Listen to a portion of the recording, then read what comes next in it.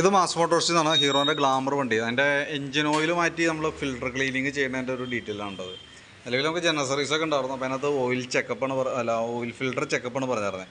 അപ്പോൾ നിലവിൽ നമുക്ക് ഈ മോഡൽ വണ്ടി 100 cc 125 cc ഉള്ള വണ്ടികളുടെ ശരിക്കും പറഞ്ഞാൽ സ്ക്രീൻ അതിൻ്റെ ഉള്ളിലാണ് വരാം. അപ്പോൾ അതിൻ്റെ സ്ക്രീൻ ഫിൽറ്ററാണ് ശരിക്കും വരാൻ കേട്ടോ. അപ്പോൾ നിലവിൽ അത് അഴിച്ച് ക്ലീൻ ചെയ്തിട്ടുണ്ട്. നിലവിൽ കാര്യമായിട്ടുള്ള ബ്ലോക്കും കാര്യങ്ങളൊന്നും ഉണ്ടായില്ല. ഈ റോട്ടർ ഫിൽറ്ററിൻ്റെ ഉള്ളിൽ അത്യാവശ്യം അഴുക്കുണ്ടായിരുന്നു.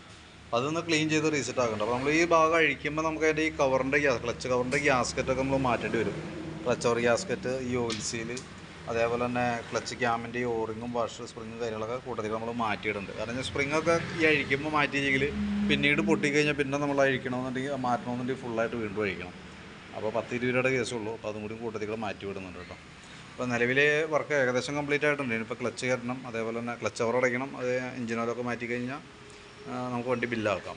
അപ്പോൾ ഞാൻ ക്ലച്ച് സൈഡ് അഴിച്ചപ്പോൾ അതിൻ്റെ ഫിൽറ്റർ ക്ലീനിങ്ങിനായിട്ട് അഴിച്ചപ്പോൾ ഡീറ്റെയിൽസ് ഒന്ന് അപ്ഡേറ്റ് ചെയ്തെന്നുള്ളൂ കേട്ടോ. അപ്പോൾ വർക്ക് കംപ്ലീറ്റ് ആക്കുമ്പോൾ കോൺടാക്ട് ചെയ്തോളാം. ഓക്കെ.